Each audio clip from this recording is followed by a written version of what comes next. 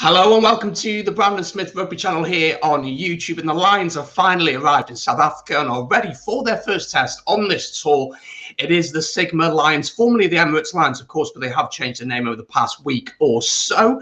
So it's the big game. It's the first one. And we saw them play against Japan last weekend, and we'll get into that in just a second. We're going to look forward to this game, a little preview, and then some predictions at the end. So if you do enjoy, make sure to hit the subscribe button down below. It's free to do so. Join the growing rugby community here. Leave a like on the video, and I promise return of videos is here. I am going to be uploading a lot more regularly over the next few weeks.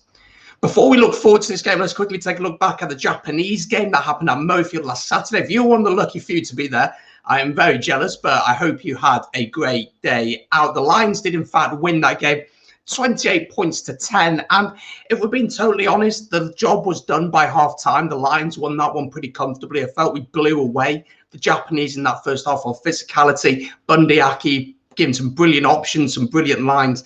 And, you know, it was a really good day, except for a couple of injuries. The captain of the tour, Alan Wynne-Jones, out with a shoulder injury, out for the tour. That's him gone, as well as his fellow Welshman, Justin Tipuric, out of the tour as well. Two players.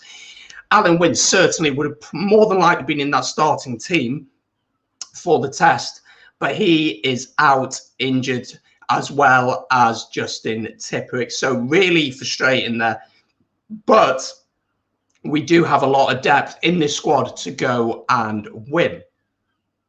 But what about the opposition? What can we say about them? Well, the Sigma Lions had a really poor Rainbow Cup time. They finished bottom of the South African version of the groups there, and they've really been hit hard by COVID. They were due to play a game a couple of weeks ago, but that was called off due to COVID cases. And South Africa is in a very different place to the UK when it comes to COVID. We are pushing towards getting back to normality. South Africa is certainly not at that level. There'll be no fans in attendance for any of the games across the course of the tour.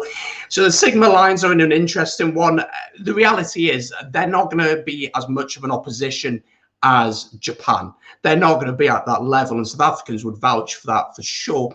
I think for the Lions, the big thing is going to be playing at altitude. How is that going to affect them? And playing in a different place is going to be a big challenge to the team as well.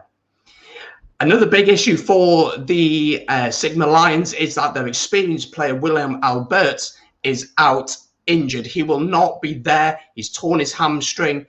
He actually played against the Lions over 10 years ago when they were the Emirates Lions, when the Lions were touring, and he played in that game, but he's not going to be involved over the course of this match due to injury. Let's have a look at the Lions team, the British and Irish Lions as such team. This is who Warren Gatland has picked to play their first game in South Africa. Stuart Hogg is at fullback as the captain. Reese Samet and Josh Adams play on the wings with the centre partnership of Chris Harris and Owen Farrell. Finn Russell starts at 10 with Ali Price at 9.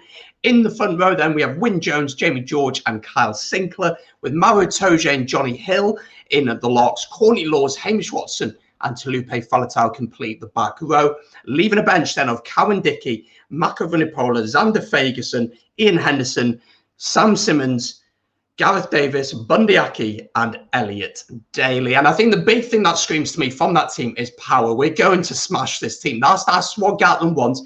Get over the game line, beat them up physically, and then we have the capability of the likes of Finn Russell, Josh Adams, Reese Samet, Hogg, who can create something special and make something happen.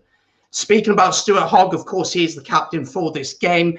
And, you know, Conor Murray was announced as the tour captain. Not too sure how I feel about that, but this man really has an opportunity to step up and show why he's been given the opportunity to captain the side. He's a leader, of course, captain for Scotland, but you'd think he'd be one of those core leaders in the squad anyway, part of the leadership team. And it's a real opportunity for him to show why he's been given the opportunity. As well as that, we just know his qualities, and he's a fantastic player. He can create opportunities. If you kick the ball loosely to him, he's going to make something out of it. He's also got a heck of a boot on him, and defensively, I think he's really grown as a player over the past few past few years. I think the move to Exeter really benefited him doing it. So let's talk about another key guy. I think Reese Samet. I'm really excited to see how he gets on. First game, of course, for the Lions. This will be for him. Had an incredible season for Gloucester, and a really poor Gloucester side, but also what a performance for Wales over the course of the Six Nations. Really excited to see how he goes. And sticking with the backs, another man that I'm really keen to see how he goes, it is Finn Russell. And I honestly believe that the 10 jersey is up for debate. I think Biggar has had a very good year for Northampton and for Wales, but this man can create something out of nothing, playing for Racing out in France, had a very good season once again, and led Scotland to some big victories over France and England, playing some pivotal roles there as well. And he has that creative spark, and he can create something out of nothing. He's a maverick, but he is a risk. That's very important to remember, is that he is a risk. For what he does really well, sometimes you have to take the other side of it, where he tries something and it's not going to work. For him to have the start, it's a real opportunity. And Galland has said he's going to give everyone an opportunity to play in their preferred positions before the game, before the tests. So it's a real opportunity for him to show what he can do. And finally, another key guy for me is this man, Hamish Watson. What an incredible Six Nations he had. Absolutely brilliant, the Edinburgh man. A player of the competition, and rightly so, in my opinion. And really excited to see how he goes, along with Courtney Lawes at 6. Courtney Lawes, do you think, would do a lot more of the dirty work, do a lot more of the physical work? An opportunity for Hamish Watson to get ball in hand, I hope. So just quickly, before we get to my predictions, this is the side named by the Sigma Lions. I'll go through it now. Apologies if I butcher any names. Viljoen plays at fullback with Yambo Ulengo, and Manuel Ras and Berger Obendal play in the centres with Rabs on the other wing. Jordan Hendrickse, there's a lot of talk about him, a young fly half at 10. He's actually replaced the much more experienced 10 at the side. So really excited to see how he goes. 22 years old. Opportunity for him. Real big opportunity for him. Dylan Smith plays at 9. Franks Horn is captain of the side with Vincent Chikua and Subuso Sangweni completing the back row. Renard Notnagel plays in the locks alongside Ruben Schloman, and Ruan Dreyer, PJ Bota and Nathan Macbeth complete the front row. The bench of Jakob Visagi, Steve Stihol, Kavlu Sadi, Emmanuel Tushichkuka, Ruan Struli, Morn van der Berg, Fred Zillinger and Dan Creel. So that's the team for the Sigma Lions. Going to be totally honest, don't know all that much about them, but it'd be interesting to see how they get along. My predictions, I think the British and Irish Lions are going to win this one very comfortably. I think we're going to smash them, if I'm totally honest. I think it could be 20 to 30 points pretty comfortably. If we are looking at our team, players to come off the bench, the likes of Sam Simmons coming off the bench to really smash into those poor South Africans. Gareth Davis with a bit of pace. Bundy Aki as well is very physical. The whole team as a whole is just a ridiculously physical team. But there are a lot of options on the bench for us to pick on if we need to do so. But yes, the British and Irish Lions to get off to a winning start in South Africa itself, making it 2 out of 2 on the tour.